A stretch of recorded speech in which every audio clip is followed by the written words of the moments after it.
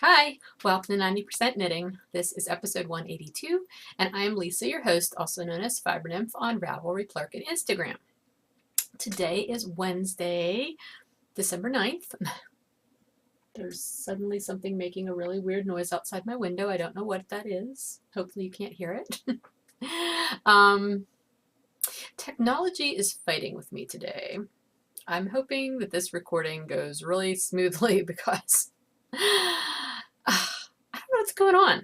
I was trying to boot up my ancient MacBook. I have a MacBook that I've had for years and years and years. The only thing I use it for is iTunes. And so I only use it like maybe once every few months because that's all the more I'm ever, doing anything on iTunes. Well, I had stuff that I wanted to do on iTunes this morning and I tried plugging it in because the battery doesn't hold a charge. So anytime I want to use it, I have to plug it in. Well, it won't even, it's like not getting electricity or something. There's nothing wrong with the cord because it was a fairly new cord. I don't know. I think my MacBook is just going to die. I can't even take the battery out because, you can do a thing where you take the battery out and there's stuff you can do. I don't remember what to describe it. I can't get the battery out because the little plastic thing that unlocks the battery is gone. It's been loose for a long time, but I've always managed to save it, so I don't know where it's at. I can't get the battery out. So that's just sitting in my bedroom, and I'm hoping that miraculously, perhaps electricity will get into it long enough for me to do iTunes stuff later. So then I came in here, and for whatever reason, I shut my screen off at night. I don't usually turn my computer off at night, or I'll put it in sleep mode or something. But anyway, I turned my screen on this morning and it's in the process of doing the little whirly thing where it's saying shutting down, but it wasn't shutting down. So who knows how long I had been doing that. So there was nothing I could do to make it shut down other than to just do a, push the button and hold it so that it shut off, force it to shut off. So that's what I did. And then when I brought it back up, it started normally. A lot of times if that happens, if it has an abrupt shut off, you get that thing that it's starting in safe mode or whatever. Well, it didn't do that. So I thought, okay, everything's fine. So then I'm, getting ready to do the podcast and finishing up my show notes and everything. And I went into my email. I use Outlook, and Outlook looks completely different. I'm like, what in the world happened? Well, then up at the top it says Outlook is in safe mode. I'm like, I've never had Outlook itself be in safe mode. So I have no idea how to get that out of there. But at that point, I was ready to start recording. So I'm just going to record. I'm going to cross my fingers and hope that this recording works. And once it's done, then I'm going to shut my computer off and restart it right. And hopefully all of the weird issues will go away. Because I don't have time for technological issues today. I just don't.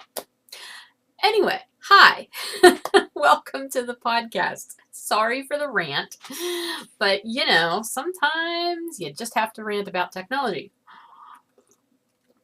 I want to say hello to a few people who introduced themselves on the 90% Knitting board since we last spoke. There's Linda from Kentucky, Afki, I'm sorry if I mispronounced that, but I'm going to say it's Afki from the Netherlands. Julia from Germany, who also has a podcast called the Happy Knitting Podcast, which I've not had a chance to check out yet, but she did say it is in English, so I should be able to listen to it, and so should you if you'd like to check it out. And lastly, AJ, who is originally from Virginia, but who has been living in Belgium for quite some time now. So hello to all of you. Thank you for introducing yourself on the 90% Knitting board. I didn't look today. I looked like yesterday or the day before. I think we're still under, let's see. Yes, we're at 2,194 members. So 6 more members. 6 more members. Doesn't that make sense? See, oh, for goodness sake. Okay, I just pushed a button and I probably screwed something up. 6 more members. And then we'll be at our next milestone. So maybe next week. Anyway, where are my notes? I'm losing everything here, including my mind. It's that time of year. Do you just feel like that maybe? It's that time of year where you're just kind of losing it, hanging on by a thread, hoping you get through the holidays. That's such a horrible way to look at the holidays. No matter what holiday you celebrate, or if you don't celebrate any. I think maybe if you aren't one who celebrates any of these seasonal holidays, maybe life is much calmer for you. Is it? If you're somebody who doesn't really celebrate any of the traditional end of the year holidays, I'd love to hear from you. Do you have a much calmer December than those of us who like are worried about Christmas shopping and visiting with friends and like all, I mean, I don't know. I'm sure there's somebody out there who doesn't get stressed in December. I'm not one of them, although I'm way better than I used to be. So I guess that's something. I don't know. And I'm really thirsty today, so I'm drinking water. And my ice is probably going to clank because I like ice water. I know some people don't like ice in their water. I'm not sure about those people, but actually if I'm exercising, I like in my water bottles, I don't put ice in them. But just to drink water, I like having ice in my water. Sometimes I even add lemon or lime or strawberries in the summer. So anyway, boy, this episode's gonna be all over the place apparently, isn't it? Yes. All right, let's talk about knitting. That's a safe place to go. I have no actual finished objects for you this week, but I do have a refinished object. Remember my zombie killer slouch that I showed you last week? Well, I didn't like the decreases and, you know, they were too lumpy doing it. So I did end up ripping that out. And I did the other version of the decreases that's in the pattern. The only problem was I was kind of in a hurry. And at that point, I was really, really done with that hat. Like, I just didn't really want to look at it anymore. So I didn't do the neatest job in the world of doing the decreases the second time around. And so rather than rip it out again, I decided to camouflage my decreases with a big giant pom-pom. I sent Emma a picture of this and she's like, that is an intense pom-pom. And yes, it is. It's like, it looks like it's a quarter of the size of the hat. I don't know. It is a giant, giant pom-pom and it's actually a little flaccid. I think I probably could have used more yarn. I don't have a pom-pom maker. I usually just wind yarn around something. I don't even have the book here that I used. I used my little, that little pocket size fiber and fleece source book. I held it like horizontally and wrapped it around that way, and then tied it up. Actually, much the way if you watch Knit One Heart 2, Wendy was describing using her cell phone to make a pom-pom. I've done that before too. I have actually used my cell phone, but this time I used a book. And because I wanted a really big pom-pom. And this is a ridiculously large pom-pom, but I had so much yarn left over. Where's my yarn? Yarn. I don't know where it went. Oh, it's sitting way over there. I've still got over half the ball left, even after making the big, enormous, ridiculously sized pom-pom. So here's what the hat looks like now with the pom-pom. Now, if you remember, okay, see, this is going to look terrible because I'm not actually, I'm not adjusting my hair correctly.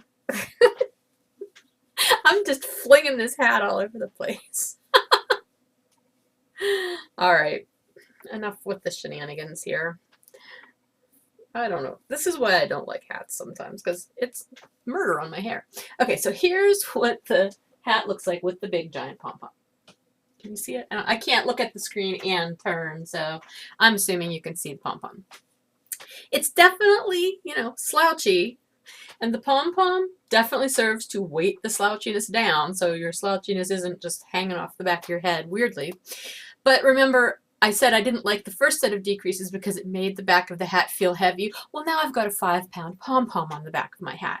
So you think it might be a little heavy? Yeah, it really might be. So I don't know about the pom-pom. I actually do not have it on permanently. I threaded it through and tied it in a bow, which actually, I was talking to Bonnie, who, you know, she winds balls for me, she works for me, and used to own a yarn shop that I worked at. Anyway, we were talking about the pom-pom, and she said she kind of likes to not permanently attach her pom-poms, because that way if you have to wash the hat, the pom-pom doesn't get goofed up. So that makes sense. But anyway, you can just untie it. I untied it and pull it off, and then you just have the hat. So here's the top of my hat without the pom-pom, with the other set of decreases, and I'll be honest, it really doesn't look all that much different than the first time. There's more little bumps. There was just like 3 big lumps last time. Now there's a bunch of them. I don't know. I really can't decide which way I like it. I'm not even sure I like it as much as I thought I was going to like it to begin with. And again with the hair. Okay. Yeah, I don't know. I mean, it's okay. I think it doesn't look as full as the one in the pattern. I'm assuming the one in the pattern was probably blocked. And again, I have not blocked this, so maybe blocking would do something for it. I don't know. At this point, it's done. I'm not messing with it anymore. It has the optional pom-pom now, and I've got hair going everywhere. Oh boy. All right, whatever. I should have showed you that last, I guess. We're just going to go with it. So anyway, that's it for any type of finished object. It's finished and it's been refinished and has a huge ass pom-pom on it, and now it's done. So moving on. I did work a tiny little bit on my accidental cast-on hat, which is the sock head hat by Callie McClure that I'm knitting out of some Fiber Nymph Dye Works Bounce that was in basically a colorway I don't really dye. I did maybe 2 rounds on it again this week. It was some car knitting for me on Sunday, but I pulled it out to knit on it when we ended up being like 2 minutes away from where we were going. And I didn't realize we were that close, or I never would have pulled it out at all. So that really has not gotten any work. So I didn't bother bringing it in to show you, but it is still a work in progress, an active work in progress. What I spent actually most of my knitting time on this week was the modified vanilla bean socks that I showed you last week. I'm still on the first sock, but I'm now to the foot part. So I'm going to end up doing, you know, just a traditional or non-waste yarn afterthought heel. So a true afterthought heel, I guess. My biggest thing is whenever I do that, I need to have some visual thing there as to where I'm measuring from for the foot, because you have to knit down the foot, leaving 2 inches for the toe, but also leaving 2 inches for the heel. So since I want this to be 9 inches long, I need to knit 5 inches of foot, 2 inches of toe, and then the heel will encompass the other 2 inches. So basically, I usually put like a removable stitch marker in, but I didn't have one handy, so I used the stitch holder, which actually works really well because it's long. So it actually shows me where that row that will end up being the one that gets taken out when I do the afterthought heel.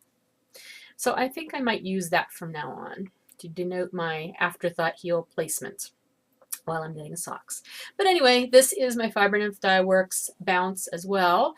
This is in the After the Harvest colorway, the bright version of it, not the muted.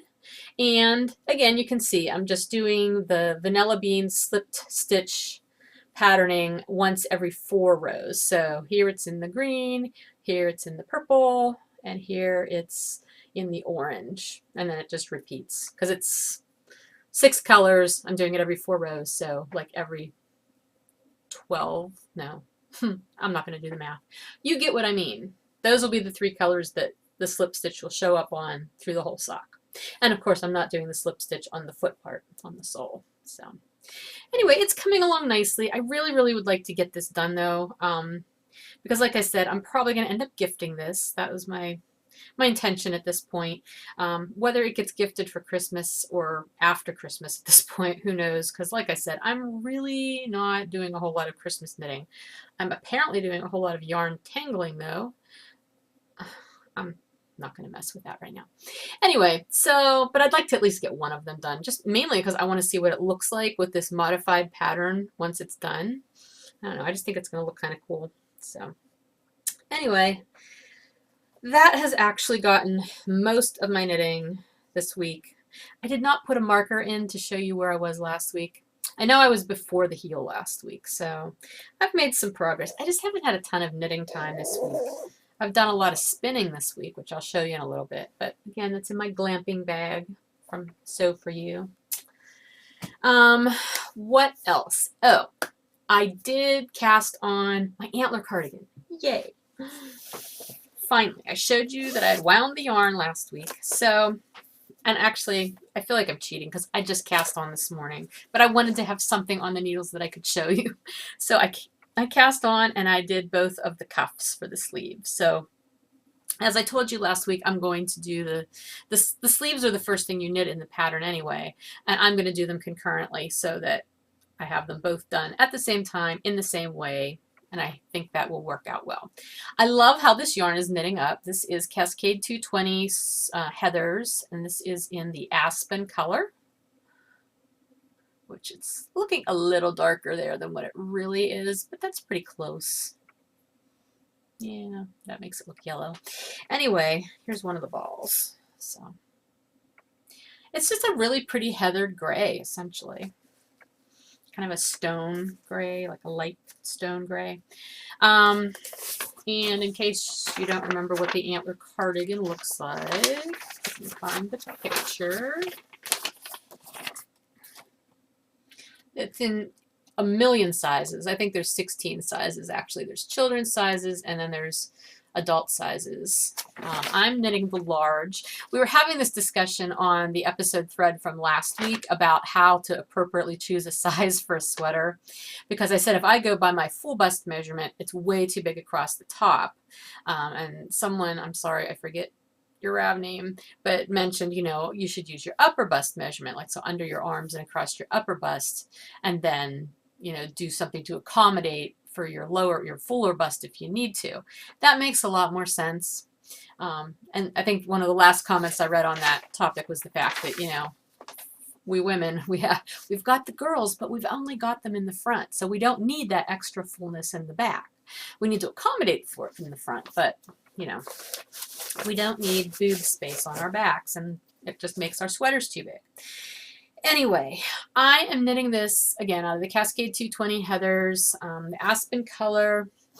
I am using 5s and 7s instead of 6s and 8s, which is what the pattern calls for, mainly because I feel like Cascade 220 is a very light worsted weight. It's not a true worsted weight, so I think I'll like it better, knit a little tighter. Plus, I tend to be a loose knitter. I think I mentioned this a while back, that I finally accepted the fact that I just knit more loosely than I used to because I knit continental, and I'm definitely looser when I knit continental than when I knit English. So anyway, at least that sweater started, and that's the Antler cardigan by Alexa Luderman, who is half of Tin Can Knits. Okay, and one other project that I mentioned probably a few weeks ago as one of my on-deck projects, I did actually wind the yarn for today. So it's going to get cast on soon as well. And this is a Knitty pattern from winter of 2009. It's called Naughty But Nice. I'm just in the mood to do a hat. I want to do so many hats right now. It's like, I was just talking to Melissa right before I started podcasting, and she was saying how she's been doing all these hats and small projects and everything, and they make nice palette cleansers. And I'm like, yeah, I like to knit hats and small things because I don't have the attention span to do big things right now. So I'm just like on this hat kick. I want to do all these hats. This will not be a hat that I'll wear because it's definitely a tight beanie. I'll give this away. But I want to knit it because I've had this in my queue for quite a while and I like it. But I'm going to do it out of some of my Fiber Nymph dye works. This is Bonafide. This is my DK weight base in the earthenware red colorway. The pattern is written for worsted, but again, the pattern was written using, or was knit using Cascade 220, which again is a light worsted. There is such little yardage difference between my worsted weight and my DK weight. My Bonafide base has 231 yards per skein, per 100 gram skein. My worsted weight has about 220 yards. So it's the matter of 11 yards. That's just not a very big difference over the course of a skein of yarn. So I never feel too bad about substituting one for the other in certain projects, and it's definitely not for this hat. The only mod that I can think that I'm going to probably make, that I'm planning to make based on the needle sizes, the whole thing is knit on US 7s according to the pattern. I'm going to do the brim on 6s just to pull it in a little bit, and then I'll go up to 7s once the patterning, the actual cable patterning starts. So that is my plan at the moment. So hopefully by next week I'll have some of that knit, if not finished, because I just really want to knit a hat. Okay? I do want to knit the Color Tracks hat too, and I'm going to do it out of magenta and lime, which was one of the combinations that I had in the shop last week. Yeah, I think it'll look really cool, but I'm not ready to cast that on yet. Mainly because I'll probably use that more as a shop sample than something I'm going to actually wear. I mean, I could wear it. I like it. It's pretty, but it'll be a nice thing for me to have as a shop sample too. So I don't know. We'll see. But I may cast that on after this hat's done. I'll cast that on next, possibly. Stay tuned, because I've always got something on deck. What isn't on deck? I actually wrote that in my notes here. It's like, on deck, what isn't on deck? I have so many things I want to start these days. I still have the Romy Hill patterns. You know, I want to do one of those for the SSK knit along. I haven't decided which one. I actually would really, really like to do that sport weight cowl, but I don't have the right combination of sport weight dyed in the shop right now that I want to put together, so I'd have to dye some more. It's pretty bad, you know. You dye, you're a dyer, you know. I'm a dyer, so I can basically just shop my own stuff if I want to. And it's like, I can't believe you don't have this in stock, Lisa. That's what I say to myself. Dye other colors. So anyway, I may end up doing the boot topper things instead, because actually that would be a faster project, and it's out of worsted weight, and I've got loads of worsted weight, so we'll see. What else? Oh, the Afghan square day for Advent. Yeah, that so hasn't happened. Oh, I have to add a couple of things here. Hang on. I just wanted to make a note so I didn't forget to tell you something later. Yeah, I have not started doing the Afghan square day, and at this point I probably won't. What else? Oh, the Christmas Eve sock cast on. I haven't given that any thought either, but that's easy because I can always cast on a pair of socks. I don't need to give that a whole lot of thought because I just do plain socks. It's not like I do a pattern usually, or if I do a pattern, it's a really simple pattern. So, alrighty, spinning. I have been spinning, and where did I put my spinning? Okay, so last week you saw my first bobbin of the fawn colored Shetland. That was this one. I got the second one done. So I've done the second half. The second half definitely looks like less than the first half, which means I probably did not evenly split the fiber, but it is what it is. So that's 2 colors done. I've got the ecru done, I've got the fawn done, and I have half of the morit done. I just finished that this morning. And the morit I had quite a bit of, so that's a fairly full bobbin. The morit's just this really nice brown. I love this color. And I'll tell you what, the Shetland is spinning up really nicely. I am so enjoying this. I was a little worried that I would start getting bored just spinning these pretty solid colors. I mean, they're not really solid. They're kind of heathered colors. But I was afraid like partway into this project I was going to get a little tired of it, but I'm not. I'm really enjoying it. And I think part of the fact is the fact that it is spinning just so nicely. It's drafting really nicely. Now I will say the more I was finding some almost like little felted lumps in it. They weren't neps. They were bigger than neps, but just little chunks of kind of felted-y fiber. So I didn't find that in either of the other 2 colors. So those of you who bought the Shetland sets from me, I don't know if you found any of those in any of the fiber. I didn't notice them when I was dividing the fiber up. They're minimal, at least what I've spun. And they all seem to be kind of in one little chunk. So I'm thinking maybe it was just an anomaly in that part of the fiber. But anyway, that's my morit. The first half, so I'll be doing a second bobbin of morit here soon, and then that leaves the gray and the black. So there is a chance I could actually get all of this done in December within the time frame of the Natural Colors fiber spin along. Who knows? The other spinning I did this week, though, I showed you when I was at Indie Knit and Spin that I bought this really pretty Turkish spindle. Turkish spindle. Yeah, Tibetan spindle. See, which ones? I don't know. It's a supported spindle. I get Turkish and Tibetan mixed up. Turkish is the one that has the X, right? I should know this. Anyway, it's a supported spindle, and it's really pretty. And I brought it home, and I sat down one day and tried to figure out how to do it, because I have a couple other supported spindles. I just haven't used them in a very, very long time. So this week, I finally sat down in front of the computer and I got on YouTube and looked for a video, and lo and behold, Lori from Deerfield Creations, she has a wonderful video. She's the one who made one of the other supported spindles I have. Her spindles are gorgeous. All of her woodwork is gorgeous.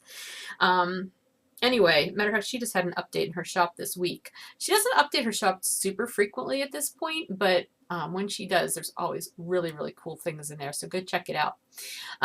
That's Deerfield Creations. Anyway, so I watched her video, and as soon as I watched it, like, it all started coming back to me, and so I was able to do it. So I had the spindle that I bought at Indie Knit and Spin, and this little wooden bowl, you know, cup, whatever thing that you use to support it with, or to spin it with as you're spinning. This is actually one of Lori's. And the fiber is just, this was like a little sample bumper fiber that I got, I believe, from Marigold Jen when I placed an order with her not long ago. So I didn't do a whole lot, as you can see, just a little bit, but I've got the hang of it again. So every once in a while when I have a few minutes, I'll sit down and play with this just so that I can get back in that rhythm. I'm not at all adept at it, but it's fun to do. So anyway, while I was looking at that video from Lori, you know how on YouTube sometimes you finish a video and then if you don't turn it off or whatever, it just automatically goes into another video? Well, that's what happened, and sometimes they're totally unrelated things, but this was really cool. The thing that came up was a video. The name on it is Lois Swales, S-W-A-L-E-S. It's called The Missing Spindle, or Missing Spindle, I think is the name of the actual video series. And there's not a lot of them. I think there's no more than 10, if that. But they're all historic related spinning videos. And they're real short, like I would say 5 minutes or less. But this woman who is just so much fun to watch, and she's very knowledgeable. She just either demonstrates something or talks about something, and she's in period garb as she's doing it. I think the one that came up after I watched Lori's video was called Spin Like a Viking. So how could I not watch that, right? I'll put a link to her videos in the show notes if you want to check them out. But they were just really cool. So that was a fun surprise. Oh, a new podcast that's out. I've got so many. I have a list of new podcasts that I'm trying to get around to watching. But the ones that I watched this morning were the first 2 episodes of Ashley McCauley's new podcast, which is Neely's Knits, and she is the dyer behind Neely's Knits, which I just realized that she had written to me a while back asking me a couple podcast related questions, and then she messaged me again saying, okay, I've got it up, and she said her second episode was up, so I didn't know her first one was up yet. So that's what I did this morning while I was spinning. I watched her first 2 episodes, and they were really cool. So if you like Ashley and her beautiful yarn, she has gorgeous, gorgeous yarn. I love her color sense, and I love the things that she's inspired by. It's mostly a lot of pop culture stuff, movies and things like that. But yeah, check it out. Check out her video. She's having a shop update, I think, on Friday. So check out her video so you can see what she'll be putting in her shop, because her stuff's really pretty. I may need to set an alarm so that I can go check out her update too. Because that's what I need, is more yarn in my life, right? That's what any of us need, but that's why we dyers do what we do, so you guys can have more yarn in your lives. Okay. Again, the Natural Colors Fiber Spin Along, the Spin Along with the really redundant name, is still going on through the end of this month. So if you are participating in that, please continue to post your finished spinning object pictures. I've been enjoying watching those go up. The chatter thread's been pretty active too, so feel free to chime in there. Even if you're not going to be able to get the minimum 4 ounces of fiber done to qualify for a prize draw, to be in the prize drawing, feel free to post pictures of whatever it is you are spinning. Post those in the chatter thread rather than in the finished object thread, because that has to be the 4 ounces. But yeah, just post it, join in the chatter. It's been a lot of fun. I love seeing what you guys are spinning. I just, like I've said before, natural colored fibers just have a beauty all of their own that can't be rivaled by dyed fibers, in my estimation. So anyway, I'm not going to go through all of the rest of the details about the spin along at this point, since we're nearing the end of it. Well, not really nearing the end of it. There's still a little over 3 weeks left, but you know what I mean. We're halfway through it, at least. But if you want the details, go ahead on to the 90% knitting board, and there's the guidelines thread, which is actually the chatter thread also, but the guidelines are all in the first post, so you can see that, and the coupon code that's still good for dyed in the wool is there. Yeah, so, and questions, you can always ask questions there, that's fine too. Okay, let's see. Oh, drawing. The color tracks drawing is today. Now, do I have my picture of the color tracks? Oh, here. I'll show you this. Since I did kits for the update last week, color tracks kits, and this is the piece of paper you'll get if you bought a kit. You would have gotten this, and it would have a coupon code written right here. This is a blank one. But here's Melissa's, Melissa Transtrom's color tracks hat. And she has graciously donated 2 copies of the pattern to give away to viewers. So I closed the thread right before I started recording, and I've already done the drawings, but I'm going to announce the winners, and I'm going to read their responses to the question. The question that I asked you to answer was, to enter, please post once below and tell me what 2 colors you'd like to make your hat in. And I said if you win, you're not obligated to pick those 2 colors. As a reminder, the drawing is not only for the patterns that Melissa is donating, but I am donating the 2 half skeins of yarn that you would need to make the hat, and those can be the colors of your choice. So our 2 winners were post number, we had 102, well, there was 102 posts in, excuse me, in the thread. The first one was mine, so it was 101 entries. The first winner is number 21, which is Spin Knit Love. Yep, Spin Knit Love, and that is Ingrid from Illinois. So congratulations, Ingrid. Congratulations, Ingrid. She said that raspberry pink and silver gray would be her choices, but there are so many great combos, it was a really tough decision, tough to decide. So yay, Ingrid, congratulations. Please PM me on Ravelry and let me know for sure what colors you would like, and then I will also let Melissa know. In this case, you're not going to get it in the set the way I had them in the shop. Melissa is going to gift you the pattern, and then I will dye up the yarn and send it to you when it's ready. So you'll be getting them in 2 separate pieces this time for the prize, but you'll still be getting them. So anyway, congratulations, Ingrid. PM me with your mailing address and letting me know that you know you won. Okay, and so the second winner was post number 86, and that was Kay Dunn, and that's Kathy from Fripp Island, South Carolina. So congratulations, Kathy. You are our second winner, and her answer was Vivid Violet and Peacock. That would be a very cool combination too. So PM me, let me know you won, send me your mailing address and your color choices that you definitely want for your hat, and then I will let Melissa know and she will gift you the pattern. So yay, congratulations. Thank you to everyone who entered, and if you weren't a winner, I hope you will go ahead and go to Melissa's shop and purchase the pattern anyway, because it's fabulous. It's such a cool pattern, and there's so many options for what you can do with it. And it would be a great stash busting project as well. I will say I had 7 of the kits in the shop last week, and I think there's maybe 1 or 2 left. They were really well received. Kits do really well for me when I'm at shows, but they don't always go real well in the shop. It's hit or miss, but they were like some of the first things that got purchased last week, so I was really happy about that. That was pretty cool.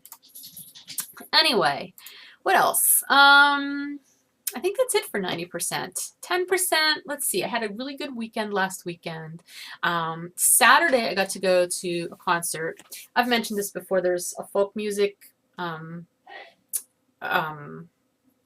concert series that happens in Pittsburgh. It's called Calliope, and I've gotten to go to a few of those this year. Well, this week it was a group called the Hillbenders, which is a bluegrass group, and they do a bluegrass version of the rock opera by The Who, Tommy.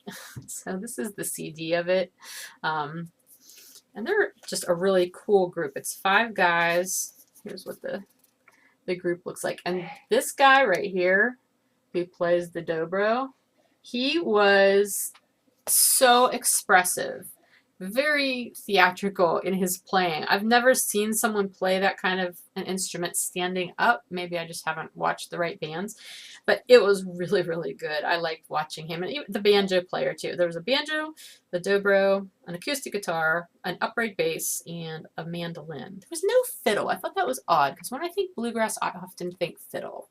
But anyway, really good music. Had a fun time at that. Their first set was actually like their own music. And then the whole second set, the longer set, was the music from Tommy. So, which, you know, I've heard songs from Tommy. I don't know if I've ever really heard the entirety of the album Tommy. I probably have at some point, but it's been a long time. And I don't know that I ever really followed what the storyline of Tommy was actually about. It's actually very depressing.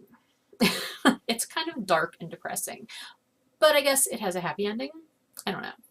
It's hard to tell, but the music was good. So that was Saturday. Sunday, it was another gorgeous day, so we went for another bike ride and did 20 miles this time. I'm telling you, I'm getting really good for me. Anyway, we went just the Yacht Trail again, just another segment of it, starting out like down in Boston, PA. And I hit a challenge this time, aside from doing 20 miles. You know, these rail trails that we've been on, they're pretty flat, you know, because they're rail trails. There's very gentle grades. Well, you could go one of two ways on this trail from where we started. And if you went the one way, it was sort of the less developed way. And I'll tell you what, there was a pretty good hill for about a quarter of a mile. And going out, going out that way, when we first got to hell, I'm like, oh, okay, hill. But I got up and it didn't seem that big. You know, and I was fine. Well, then we're going down the other side, and it declined much more quickly. And I'm like, oh my gosh, if I have to turn around and come back up this hill, I'm going to be in trouble because I can't pedal up hills. I'm like panicked about this, you know, because I've just not gotten strong enough to do that yet in my mind. Because, like I've said, when I ride around here, it's anything but flat, and I have a lot of trouble on the hills. Part of that, though, it turns out, is the fact I just hadn't known how to use the gears on my bike correctly. I'm finally getting the hang of the gears, so that made it easier. But anyway, I was kind of freaked out about having to do this hill on the way back, and I whined about it a bit because I just was convinced I wasn't going to be able to do it. But Bill, who I was with, he's like, you can do it. It'll be fine. Just, just go ahead. And I'm like, well, you go first and just assume I'll catch up with you. He's like, no, I'm not going to do that. You go. It'll be fine. And I was kind of irritated because I didn't want him to watch me fail doing this. You don't like people to watch you when you screw up. But anyway, so I went and I got up the hill. And at that point, it was more just determination that I was not going to fail at this. I didn't think I could do it, but I didn't want to fail at it, and I didn't want to have to stop because I knew if I stopped, there was no way I was going to get started again. So that was motivation enough for me to get up this hill. And it was funny because once I got up the hill and started going down the other grade that I'd already gone up, it actually looked much steeper going down it than it had going up it. So then I realized, maybe I can do these hills. So it was funny because then I went out on Monday, just around here, because I wanted to test myself and see what hills I could accomplish just here on my road. Because like I said, it's mostly hilly around here. So my driveway is a hill. I managed to ride up my driveway, which I'd never been able to do before. I've been walking my bike up my driveway. I rode up my driveway, and then going to the right, it's mostly there's like a little downhill and level stretch, and then you start going up a grade.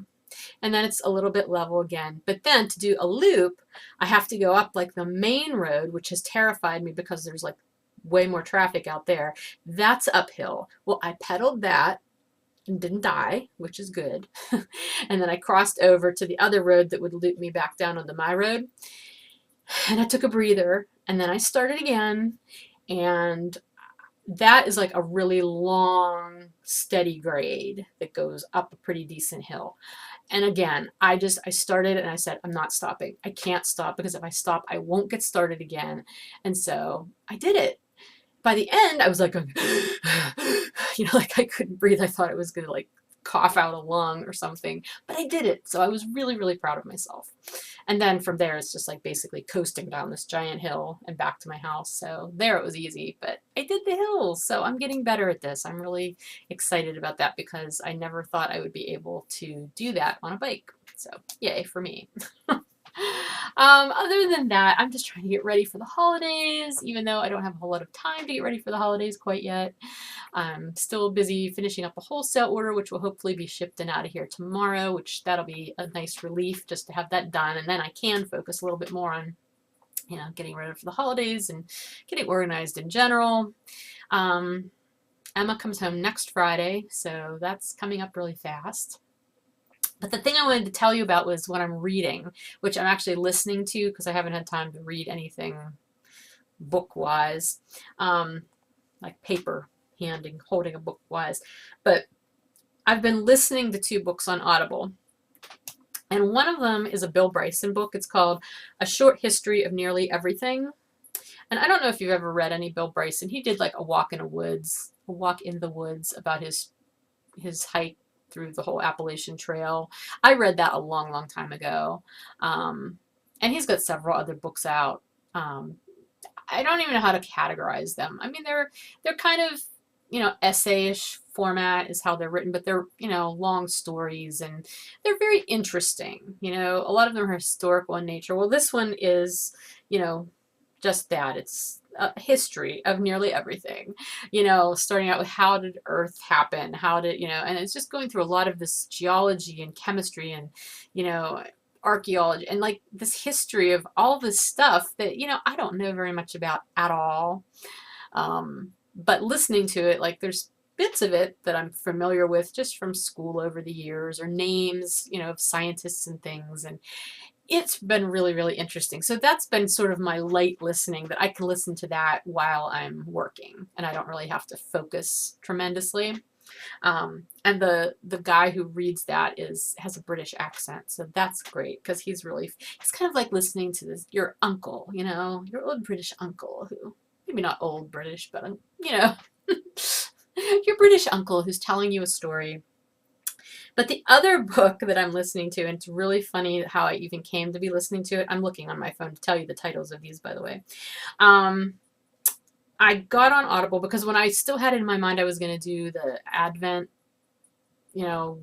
Afghan Square Day thing, I thought, well, it would be really cool if I could find like a little Advent book or something, leading up to Christmas. And if it had little short chapters, I could listen to that every day and crochet my little Afghan squares. So I'm searching on Audible for Advent. Well, I can't come up with much of anything other than like children's books or really lengthy. And that wasn't what I was looking for. But then suddenly I came to this book called Advent of the Algorithm by David Berlinski.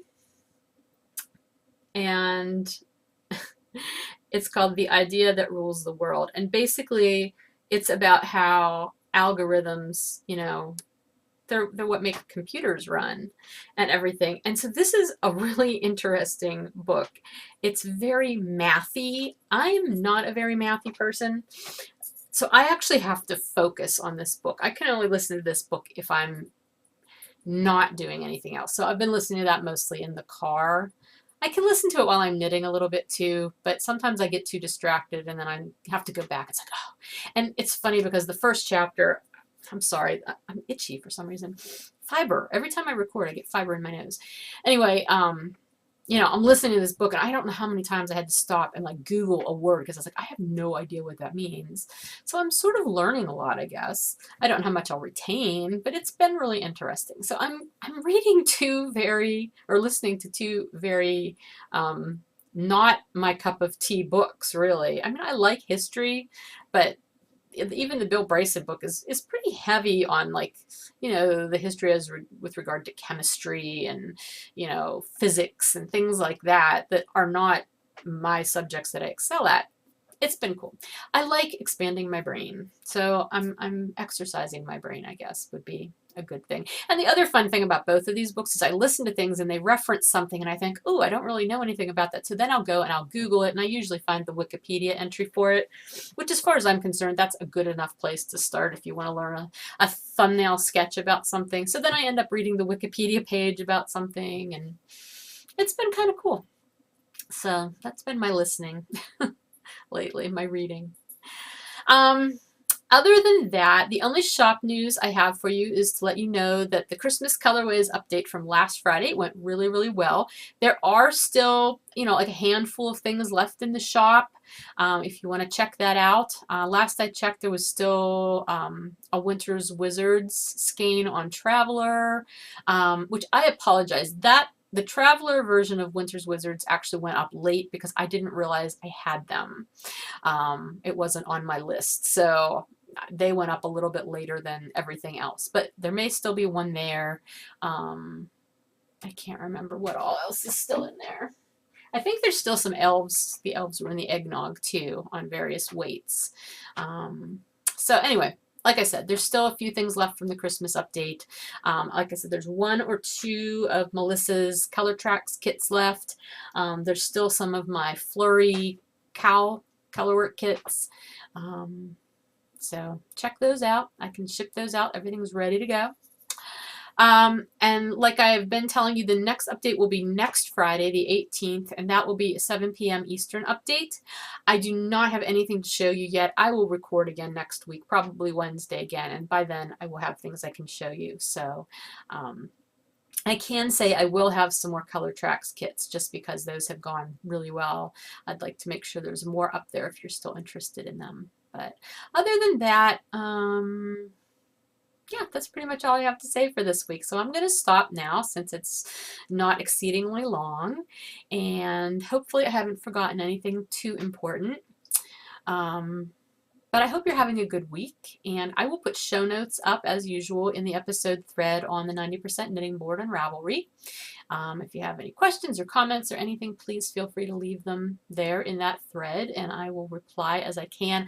I've been super busy, like I said, with the dyeing for this wholesale order, so I haven't gotten on there to reply to comments a lot lately, and I feel bad when I can't do that, but I'm doing the best I can, so I will really, really try to get on there and reply if you comment on the thread. So anyway, that's everything. I hope you guys are having a wonderful December. If you're spinning, I hope your spinning is going well. If you're participating in the SAO, please post in progress pictures in the chatter thread. That's great. I'd love to see that. Oh, the other thing I did want to tell you for Fiber Nymph Dye Works news is the 4th quarter finished object thread. That will end at the end of December. So you still have, the remainder of the month to finish. If you're knitting anything with Fiber Nymph Dye Works yarn, if you're spinning anything with Fiber Nymph Dye Works fiber, or if you've already spun the fiber and you're knitting something with that yarn, it qualifies you for a drawing entry for the $25 gift certificate that I give away at the end of every quarter. So please feel free to post that in the Fiber Nymph Dye Works board on Ravelry in the 4th quarter thread. Trying to think. It doesn't have to have been started in the 4th quarter. That's a little different than most of my cows and everything. Just as long as it's finished in the 4th quarter and it uses something Fiber Nymph Dye Works in it. It doesn't even have to be the entire project. As long as you've used some Fiber Nymph Dye Works in some part of a project, it still counts. So, okay. I've been meaning to mention that like the last couple times I recorded and I forgot. So glad I remembered this time. Okay, that's everything. So have a great rest of your week and I will see you next week. Bye.